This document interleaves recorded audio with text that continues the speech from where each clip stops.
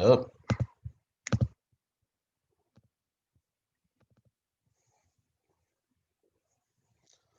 All right, so we're in section 5.3 now. And we're going to talk about something called the multiplication rule for probability. Last time we talked about kind of an addition rule that applied whenever you're using the word or. Now we're going to talk about a multiplication rule that kind of applies whenever you're using the word and, when you're talking about the word and in probability. So first off, the and rule is going to change depending on whether or not you have events that are independent of each other or dependent on each other. So two events are independent if the first event has no effect on the probability of the other event. So a simple example is if you toss a coin 2 times, well, generally speaking, it doesn't matter whether you get heads or tails on the first toss. That should not affect whether or not you're going to get heads or tails on the second toss. The two really don't have a whole lot that they're going to, mess with each other's probabilities. So that's kind of the idea behind independence, but there's tons and tons and tons of other examples. You just kind of have to sit and think about it. You could have an experiment where you flip a coin and roll the dice. Flipping the coin likely will not affect the probabilities of getting a certain number on the dice roll. So really just kind of sit and think about what are we dealing with at the end of the day.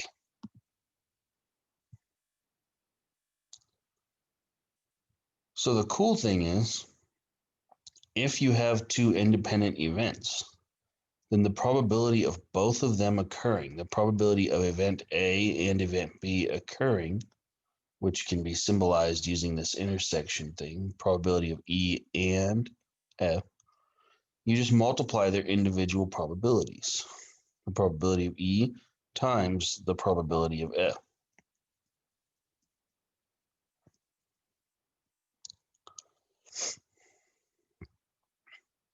So let's think about it.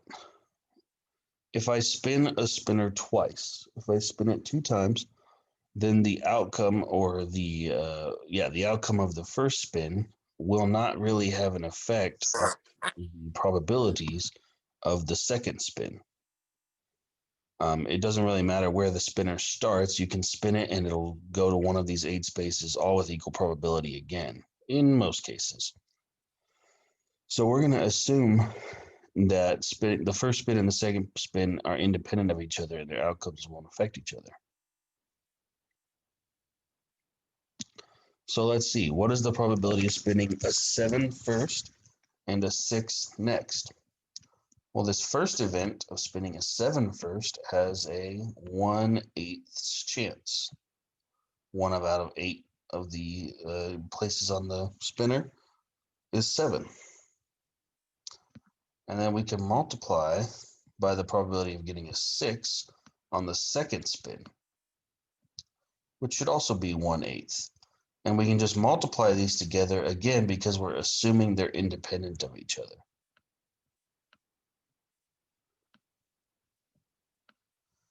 And it's 1 out of 64. So there's a 1 in 64 chance that if I spin the spinner twice, I'll get a 7 first and then a 6 next. This can actually be seen because we've also listed out all the possibilities, just like the 2 dice roll problem. So you can get a 1 on the first spin, a 1 on the second spin, a 2 on the first spin, a 1 on the second spin. These are all the possible outcomes of spinning that spinner twice. And you notice getting a 7 first and a 6 next is this single event out of, well, 8 by 8 table out of 64 possibilities. So another way you can see it, this is a 1 in 64 chance by comparing against the sample space here.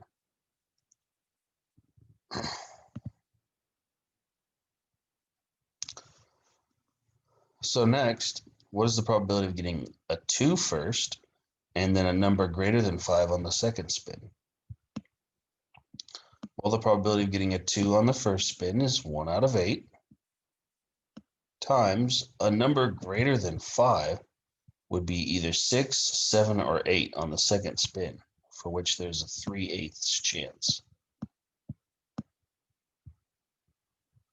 So we do 1/8 times 3/8, which ends up giving us 3 out of 64.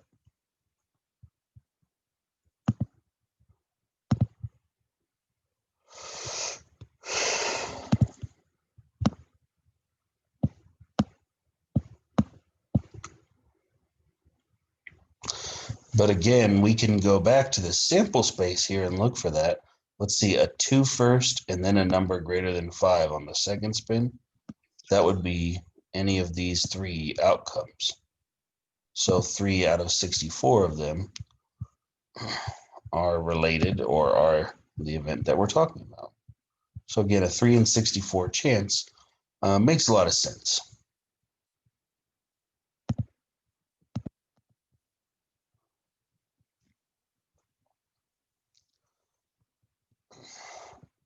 You can do a couple other possibilities.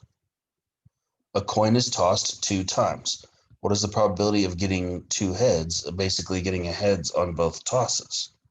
Well, the first toss, there's a 1/2 chance of getting a heads. On the second toss, there's also a 1/2 chance of getting a heads.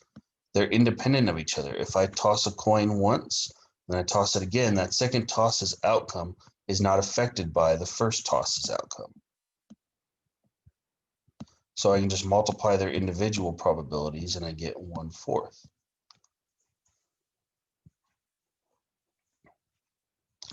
And then if you really think about it, what if I wanted to toss the coin 10 times and I wanted to see the probability of getting all 10 of them as heads? I would do 1/2 times 1/2 times 1/2 times 1/2. I'd actually just use an exponent. So for instance, if a family has 9 girls in a row, the probability that that actually happened, now it's already happened, so we know it's in the bag, it happened, it's 100% now. But let's say beforehand, if a family plans to have 9 children, and they want to calculate the probability that all 9 of their children will be girls, assuming that the probability of getting a girl is independent depending on which child it is. So for instance, the probability of getting a girl as your 5th child is not affected by whether or not you got a girl for your 4th child, and so on. Assuming they're all independent of each other. Well, there's a 1/2 chance of getting a girl for your first child, let's assume. It's actually slightly higher for getting a girl, but it's still very close to a half. There's actually more girls born than boys. Well, we would have to do this 9 total times. So a better way to write this out is with an exponent. And again, this is assuming they're all independent.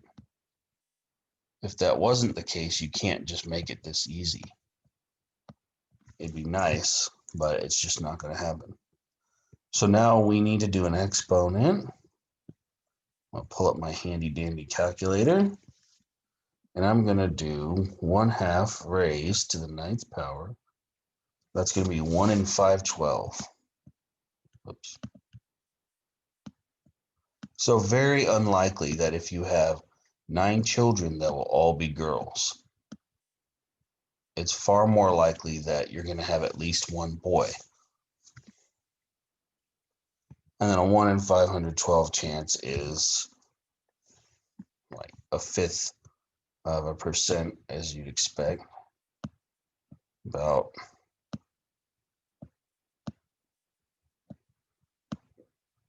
which is very low.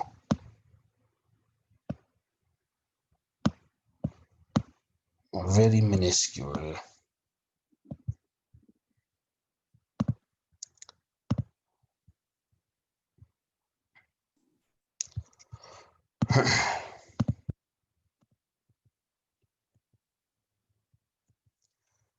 If the probability that South Florida will be hit by a hurricane in any single year is 5 out of 19, what is the probability that South Florida will be hit by a hurricane in 3 consecutive years? We're going to assume independence here.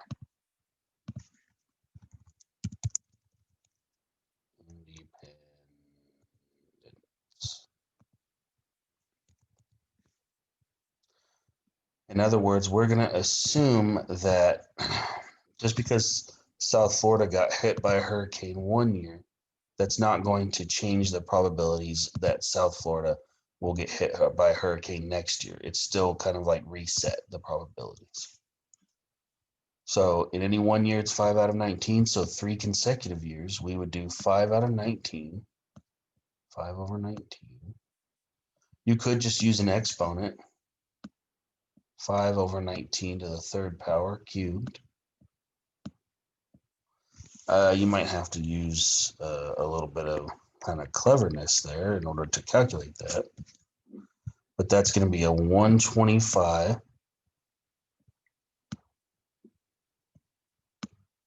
in a 6,859 chance.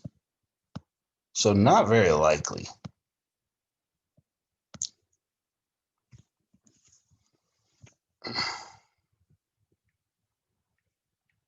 That comes out to 0.0182. Just kind of a ballpark.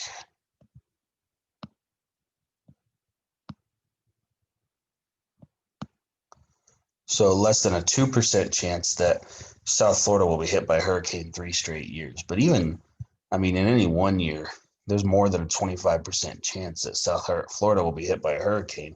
I mean, that's just not fun. That means on average, about every 4 years, South Florida is getting hit by a hurricane. And I don't know, that just doesn't seem like very favorable conditions. Now, this one is going to be a little more difficult. What is the probability that it will not be hit by a hurricane at any point? That's a terrible underlining job. What is the probability that it will not be hit by a hurricane at any point in the next 10 years? Well, if the probability that it does get hit by a hurricane in 1 year is 5 out of 19, then probability will not be hit by a hurricane in any 1 year. Let's calculate that probability.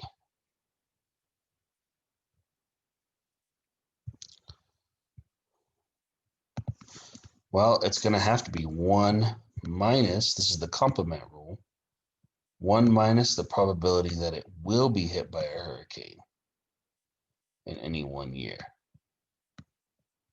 And getting a common denominator, and actually doing the subtraction here, it becomes 19 over 19 minus 5 over 19, which will reduce to just 14 over 19. But that's just the probability it won't get hit by a hurricane in a single year. We want to know the probability that it will not get hit by a hurricane in 10 years. So we need to do 14 over 19. We need to do it 10 total times. 14 over 19 times 14 over 19 times 14 over 19, blah, blah, blah. We need to do it 10 total times. Now, this is one where we're really going to let the calculator do the heavy lifting. I'm not going to actually compute the fraction here. I'm just going to do 14 over 19, which is about 0.73684211. I'm going to raise that to the 10th power of the decimal. And I'm just going to let the calculator do the heavy lifting, which is kind of a theme of this course because, again, I'm not uber worried about you being able to do every difficult calculation in the book. I'm just more happy if you understand how to do the calculations. You can let the calculator kind of do some of the heavy lifting, and then you just interpret it correctly. That's what I'm more concerned with. So the chance that South Florida will get no hurricane during hurricane season for the next 10 years is very tiny. It's less than 5% chance. In fact, we anything less than a 5% chance is said to be unusual. So it's unusual that South Florida will have 10 straight years without a hurricane. So plan your Disney World vacation around that, I guess. If Disney World's even on your mind during a time like this. I doubt it. Or maybe it is more on your mind just as like an escape, you know? Now, we talked about independent events. That was kind of the beginning of the day, independent events. But we need to talk about what happens if they are dependent. This one's going to be a bit more challenging of a situation if they're dependent, because what happens now is they're dependent if the first event actually does change the the probability outcomes of the second event, if it has a direct bearing on it.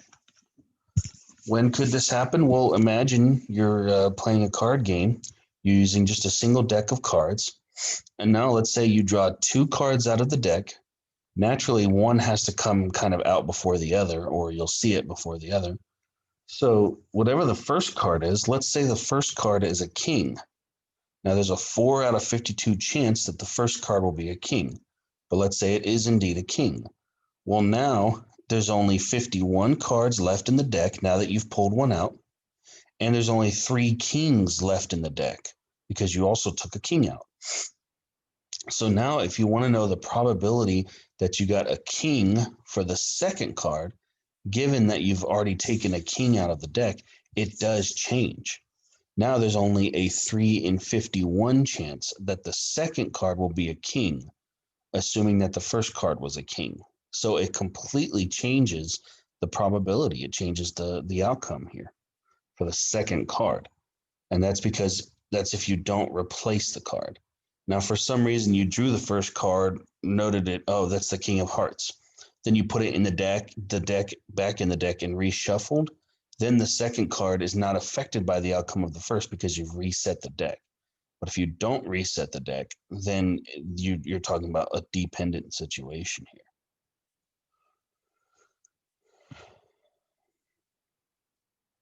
So let's talk about a few kind of paired events and see whether or not we think they could have some independence or dependence between them. The first example, suppose you draw a card from a standard 52 deck of cards, then you roll a die. Well, the event of drawing a heart and the event of rolling an even number, it doesn't sound like they're going to affect each other. The first, there's no cosmic connection, there's no physical connection between the deck of cards and the dice roll. So I'm going to say that those are independent. They don't affect each other.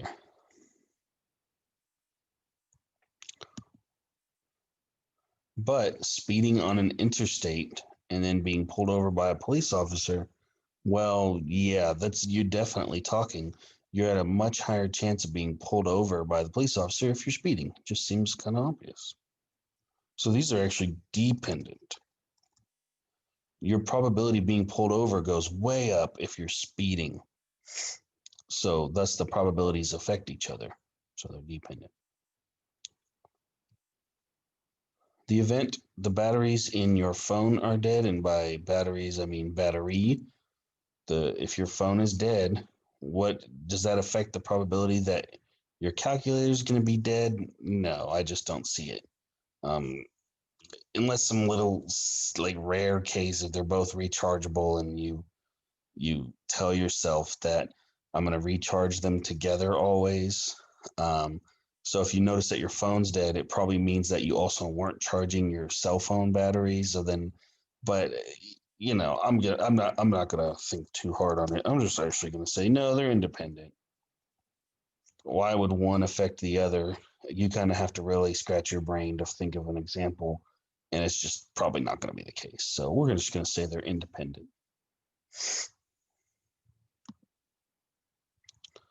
And so let me clear that.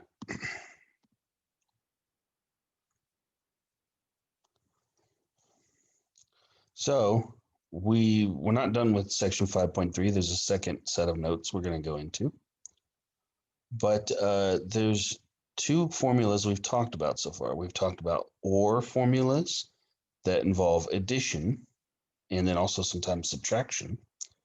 We've talked about and formulas that talk about independent or dependent events, but really they're all about the probability that this event and another event will occur, or even multiple events. So usually if you see the word and, or you can write an equivalent statement using the word and, it's an and problem. And the same goes for or. If you can rewrite the statement, but you write it using the word or and it's logically equivalent, then it's an or formula. So usually you will see the words or the word and, but sometimes you won't. When you're talking about drawing two cards from the deck, it's automatically implied that you're saying I'm drawing card one and card two if you're drawing two cards. And it's never, the word and is not in there, but you just kind of have to realize that the word and applies in that situation. So let me pull up our next set of notes.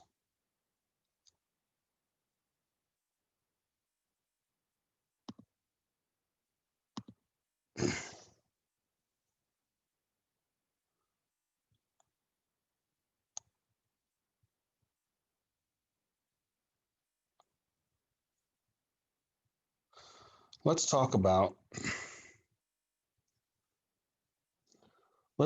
the case where you have the probability of something occurring at least once. At least once.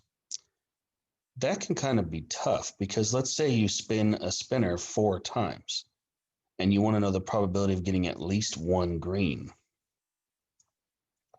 Well, that's actually tough because you could get, let's see, probability of getting at least one green. Well, you could have the event where you get a green on the first spin and then no greens on the next spin, or you get a green only on the second spin, or you get a green only on the third spin, or you get a green only on the fourth spin. You would have to go calculate all those individual probabilities, add them up. But wait, there's more. You also have the possibility that you get a green on the first 2 spins, the first and third spin, the first and fourth spin, the second and third spin, the second and fourth spin, the third and fourth spin. You'd have to calculate those probabilities and add them all up. But wait, there's more. You'd have to find the probability of getting a green on the first, second, and third spin, the first, second, and fourth spin, the first, third, and fourth spin, the second, third, and fourth spin, and add those up. And then you have to add it again to the probability of getting a green on all 4 spins. All of those are possible ways that you could get at least one green if you spin this spinner over here. Barf, that's a pain. Or a much easier way is to just use the complement rule. Instead of adding all the probabilities of getting it at least once, find the probability that you don't get it at all. Find the probability that it doesn't happen, and then do 1 minus that probability. So the probability of getting a green in at least one spin is just 1 minus the probability that you never get a green. So you're just using the complement rule at the end of the day. That's all we're doing. We're just using complement rule. That's all we're doing. We are appealing to that simple rule. So we're going to do 1 minus the probability of getting no greens at all. Well, let's think about it. In any one spin, if these are equally spaced out places on the spinner, in any one spin, the probability of getting green is going to be 1/3. It's one of the 3 colors here. So the probability of not getting green is 2/3. So we need to do 1 minus, not just 2/3 though. We actually need to do 2/3 for all 4 spins and multiply them all together, because we're going to assume each of those spins are independent. You could have also just done the 2/3 to the 4th, whatever you get for that, and then subtracted it from 1.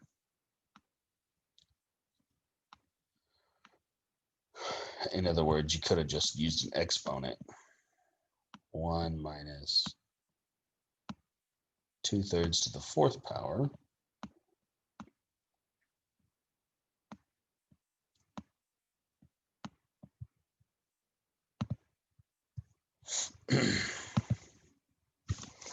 And I'll compute that real quick. Again, you're free to use your calculator. I would do the order of operations, but you could do the 2/3 to the 4th power first. And you'll get about a 0.80, about an 80% chance.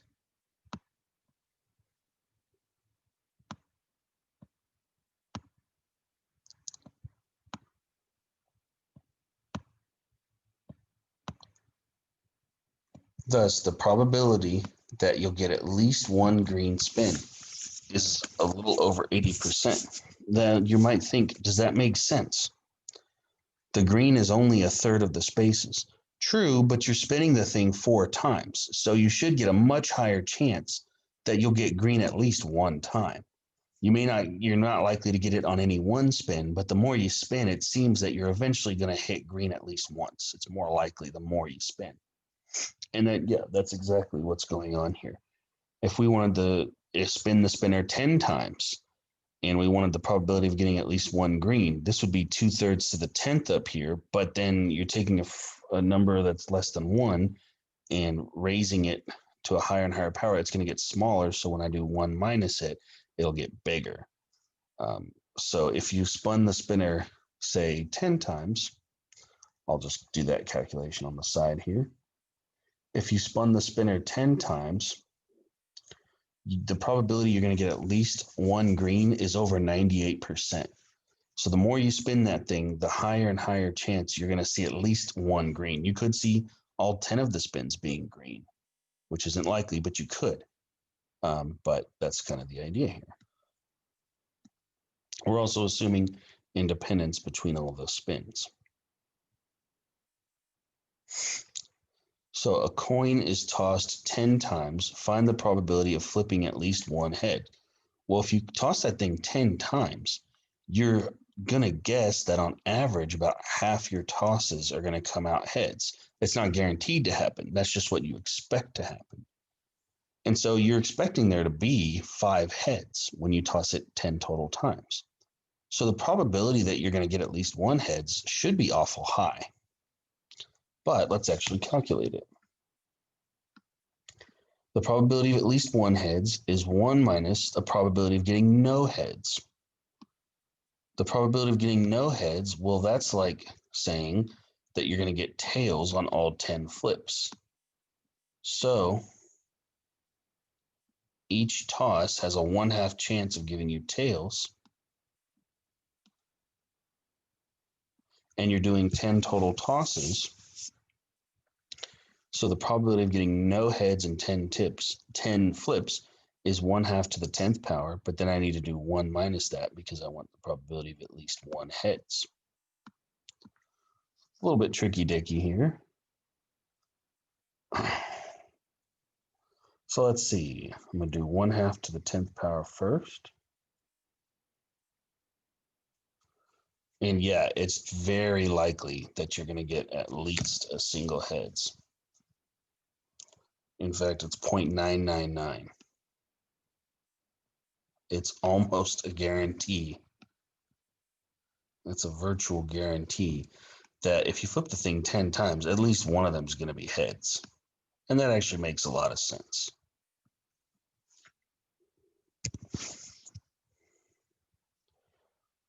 Okay, give me 1 second. I need to step out for just a second. I'll be right back.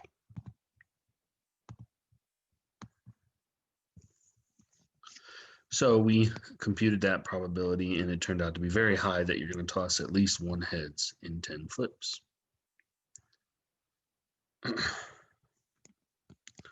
So you can get into some pretty interesting situations.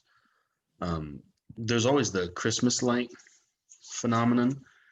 Now, older Christmas lights were designed with something called a series circuit, so that if a single bulb burns out, the entire thing goes black, meaning it's not going to light up. None of them are going to light up.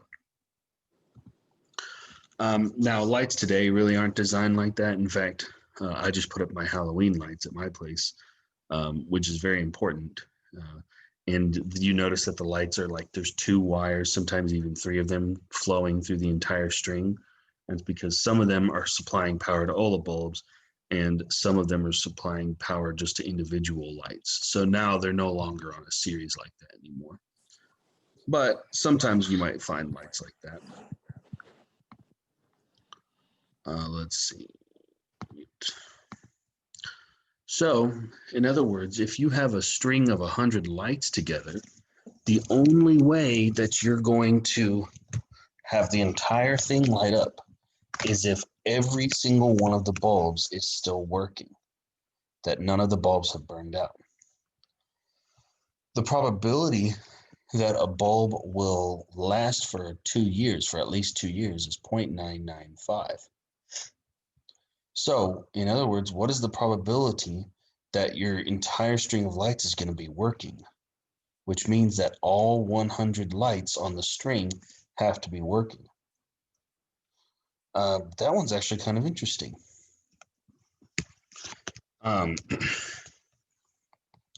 Because what we would need to do, we first of all assume that the success or failure of the bulbs are independent of each other. So if the first bulb is burned out, it has no effect on whether or not the 97th bulb or the 51st bulb is burned out. Something like that. So this one actually doesn't use that 1 minus rule. What we need is there's a 99.5 or 0.995 chance.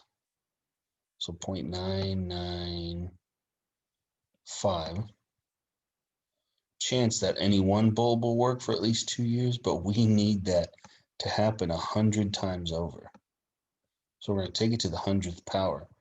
And the reason we do that is because we need 0.995 times 0.995 times 0.995 times 0.995. We multiply 0.995 for each of the 100 bulbs, which is just like taking an exponent. So we can do 0.995 raised to the 100th power. And you're going to see it's actually not as high as you'd think. I'll round to 3 decimal points here. 0.606. So while any one bulb is very likely to last, 100 of them, every single one of them lasting, there's only about a 60.6% chance of that occurring, which is just, it's not quite as high as any one bulb. So what this means for you is that if you have some Christmas lights from 2 years ago and they were on this series circuit, there's only about a 60.6% chance that you're even going to be able to use those Christmas lights this year. It's okay if a couple of the bulbs are burned out and you don't have a series circuit. But if you do have a series circuit, not a single bulb is allowed to be burned out. So this is the probability that all 100 will last 2 years and that you can use the lights. But if we want the probability, let me just erase them. If we want the probability that at least one bulb will burn out in the 2 years, we're also looking for the probability that the lights are going to fail, that you're not going to be able to use those lights. I need to do 1 minus that. I need to find the complement. So if we do 1 minus that, it's going to be about 0.394.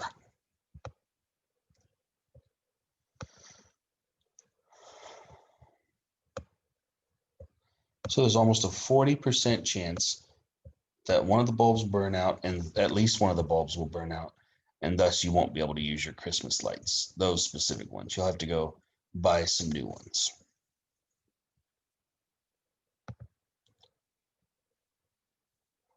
Okay, so that's it for section 5.3. We're going to move on to section 5.4.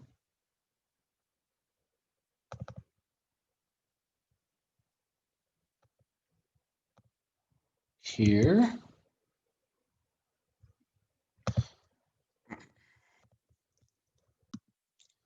The next section is going to involve something called conditional probability.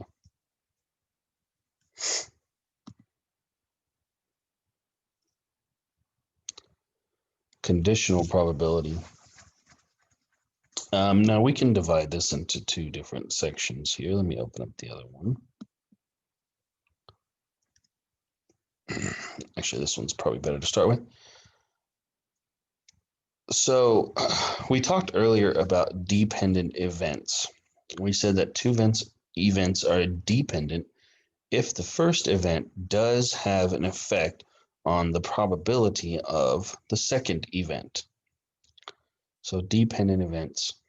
The way we're going to deal with this possibility is we're going to talk about conditional probability. And I kind of used the phrasing earlier. We're going to say the probability of an event E given that another event has occurred. So what does this mean for you? Well, we're going to call it the conditional probability. So let's think about it.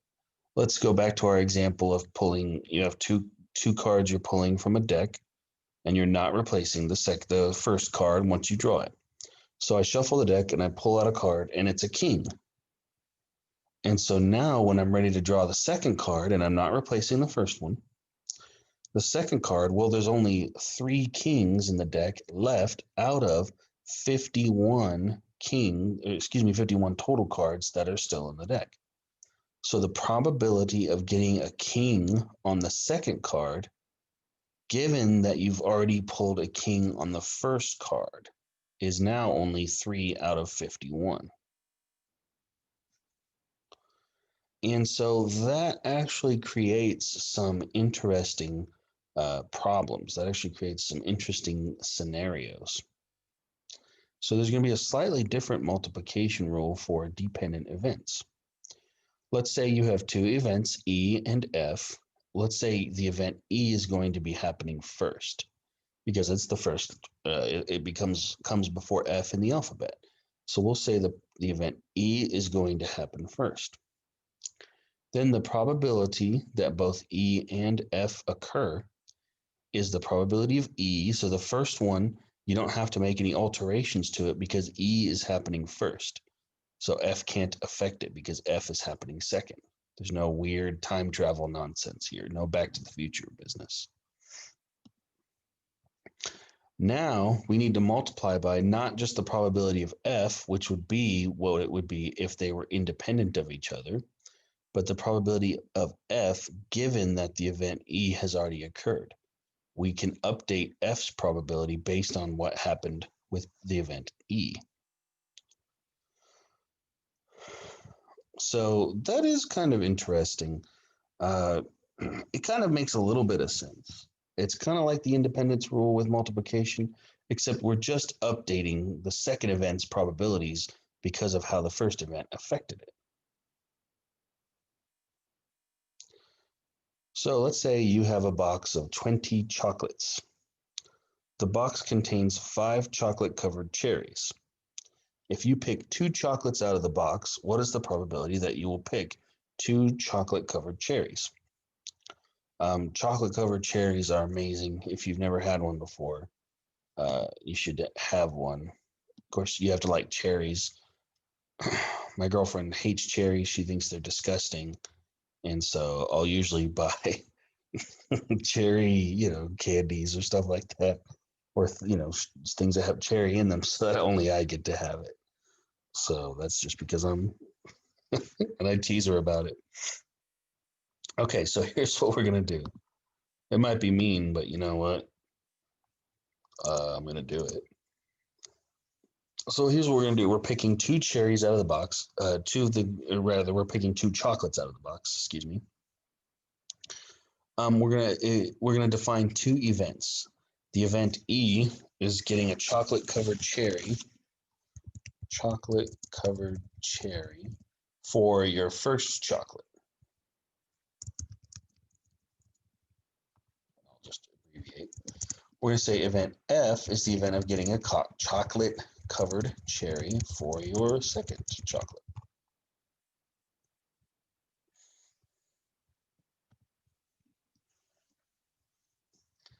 And so here's what we want. We want the probability of E and F, which remember they just up here in that definition, they just used that intersection symbol, the upside down U, but it's the same idea. We want the probability of both E and F happening. We want the probability that I get a chocolate covered cherry on the first chocolate and a chocolate covered cherry for the second one. Well, according to our rule up there, this is going to be equal to the probability of the event E times the probability of the event F, given that E, or I'll just say given E, given that the event E has already happened. So this one's actually going to be kind of cool. So first, the probability of E, that's just getting a chocolate covered cherry for the first chocolate. That's just how the world is right now. There's 20 chocolates in the box. 5 of them are chocolate covered cherries. So there's a 5 out of 20 chance that you're going to get yourself a chocolate covered cherry first. That's kind of the easier one. That's the easier probability to obtain. Now we have to multiply by the probability of the event F, given that the event E has occurred. So we want the probability of getting a chocolate covered cherry as my second chocolate, assuming I've already pulled one out and gotten a chocolate covered cherry first. So let's think, I've pulled out one of the chocolate covered cherries. There's only 4 left in the box. And then there's only 19 total cherries left in the box. So the probability I get a chocolate covered cherry second, given that I've gotten one first, is 4 out of 19. Then I multiply these two probabilities because I want the probability that both of those things occur.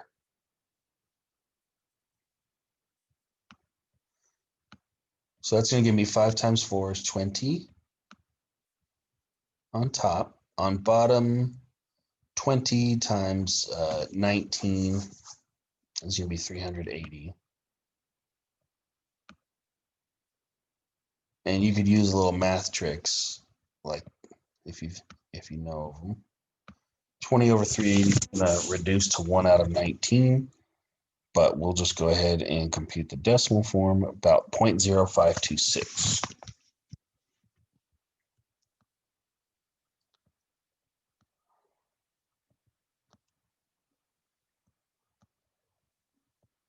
So if I pick 2 chocolates out of the 20 at random, the probability that I'm going to get 2 chocolate covered cherries is a little more than 5%.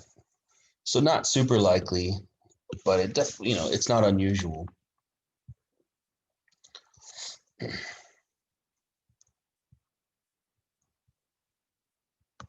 What else do we got? What other probabilities can we do?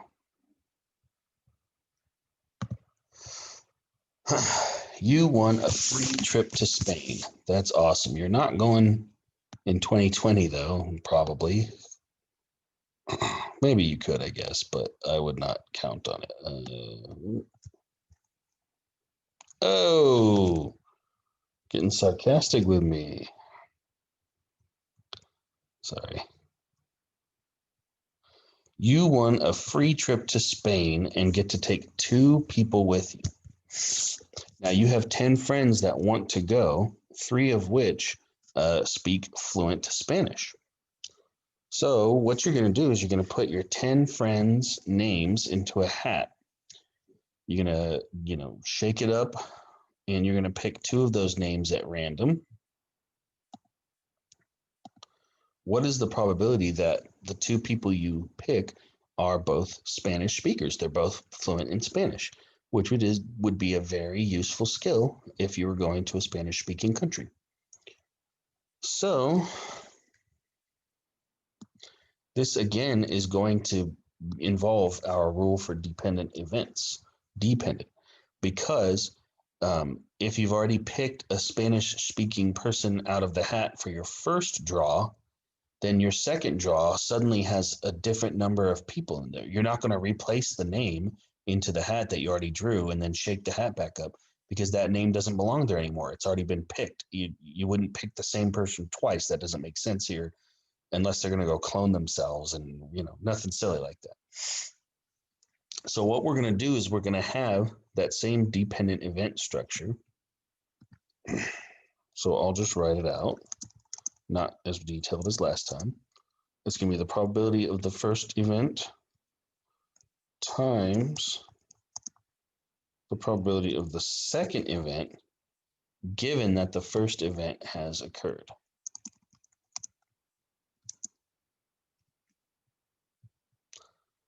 So let's see if we can't compute that. So the first event is going to be the event of drawing a Spanish speaker on your first draw. Now, 3 of your 10 friends are fluent in Spanish. So just say that that first event has a 3/10 chance of occurring. The probability you'll pick a Spanish speaker for your first is indeed 3 out of 10.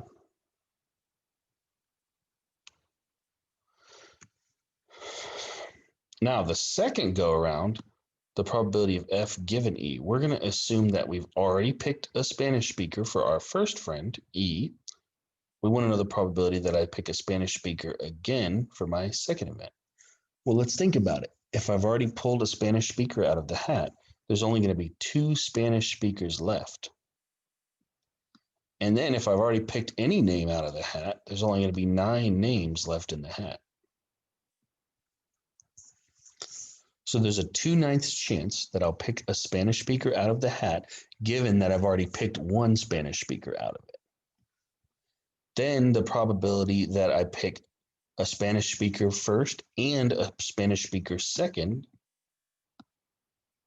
is going to be, I multiply these 2 probabilities. It's going to be 6 out of 90. So not a very high chance. There's a much better chance that at least one of the friends going will not be a Spanish speaker. And so that reduces to 1 out of 15, and that becomes 0.0, we'll round 667. So there's only about a 6.67% chance that you'll just pick your Spanish-speaking friends.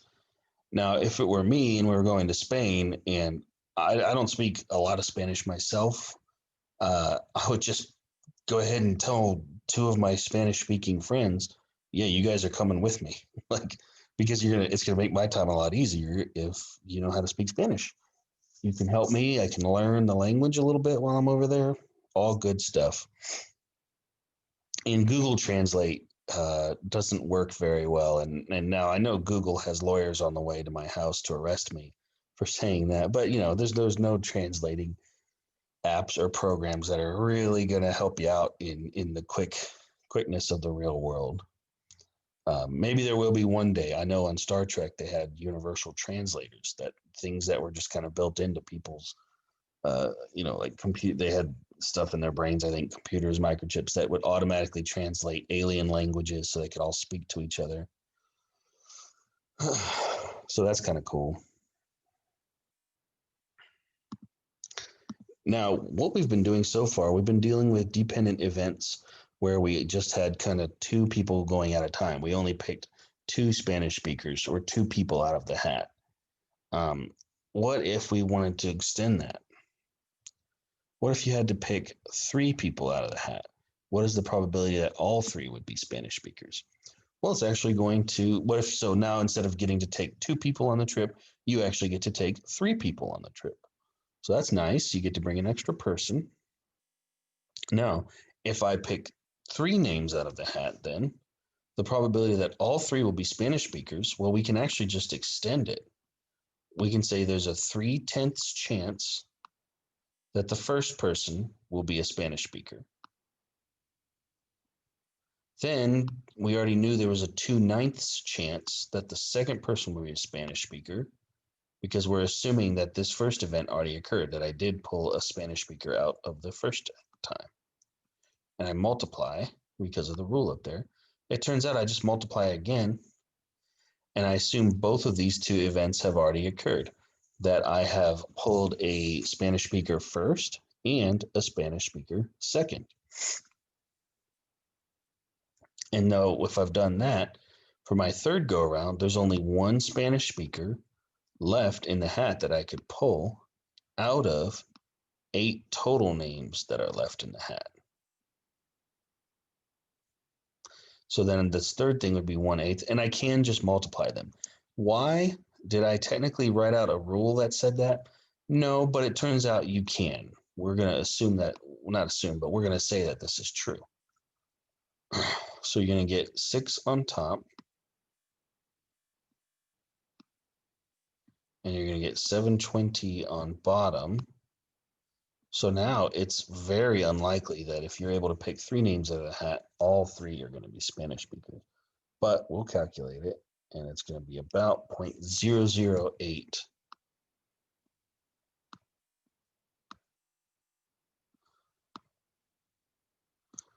Zero, 0.083. So less than a 1% chance that you're going to pick. All 3 of them are going to be Spanish speakers that you pull out of the hat. Or again, you could just say, I get to bring 3 friends. I have 3 friends that are Spanish speakers. I'm just going to take them to make my life easy. Or maybe at least one of them, you make sure that they speak Spanish.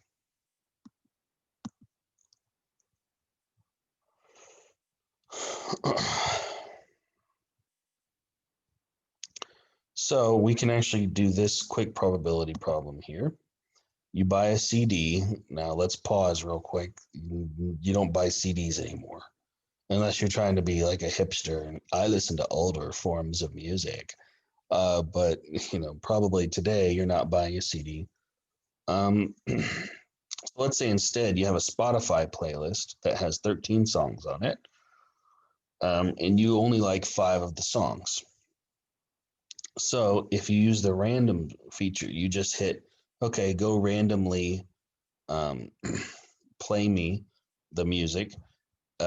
Let's say that you're only going to listen to 2 songs. So let's find the probability that the first 2 songs picked. So let's say it's just a quick 10-minute drive or 8-minute drive to the grocery store. You're going to listen to 2 songs is all you have time for. Find the probability that the 2 songs picked are both songs that you like. Well, it's going to involve conditional probability. The probability that I like the first song is going to be 5/13.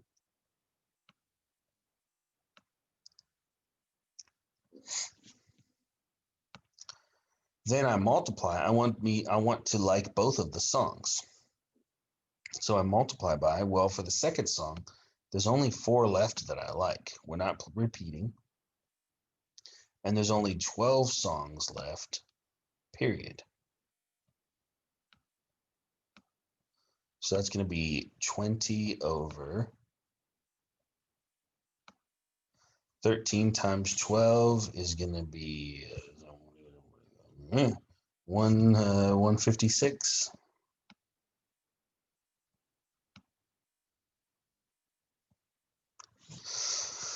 Very cool. So there's only a 20 and 156 chance. I'll let you do the decimal calculation there. What is the probability that you're not going to like both songs? So 2 songs you don't like. So if there's 5 songs you do like out of the 13, there's 8 songs you don't like. So there's an 8/13 chance that you will not like the first song. Why even listen to that playlist? All my playlists I've made, I like every single song in them. But anyways, there's an 8/13 chance that you won't like the first song. Then for the next song, you also, for calculating this probability's sake, you also want it to be a song you don't like. There's only 7 songs left in the playlist you don't like because you've already listened to 1 out of 12. And so that becomes 56 out of 156.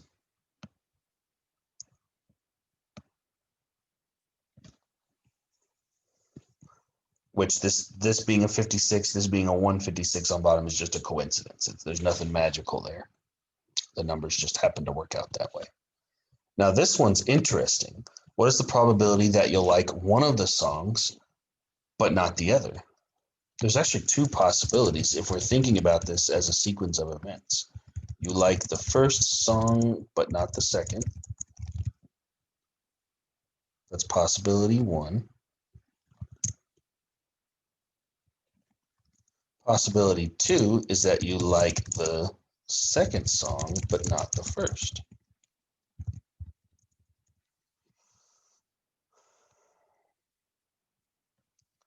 Now, secretly, the word or is not being used here, but it actually logically applies because you want the probability that you'll like one of the songs and not the other. This is the two possibilities. Oh, you can like the first song and hate the second, or you can like the second song and hate the first. That's logically equivalent to saying this here, if you just kind of draw it up. So now what we want to use or, which means we need to use addition. So let's find the probability that the first thing happens. You like the first song, there's a 5 out of 13 chance out of that, but you don't like the second song. Well, you've already listened to a song you like. That leaves 8 songs you don't like available for the second song out of only 12 songs left. Now this right here, this is the probability that you like the first song and you don't like the second song. Over here, the probability that you like the second song but not the first. So your first song has to be something you don't like, 8 out of 13. And then the second song has to be one you do like, 5 songs you do like out of 12 that are left to you.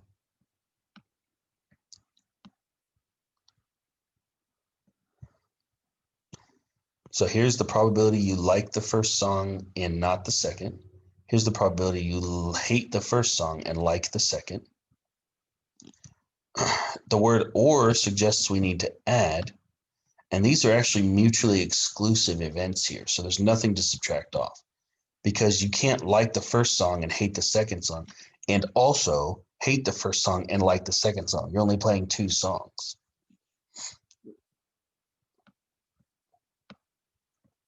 So that's going to end up being 80 over 156. Over 156. Whatever that comes out to.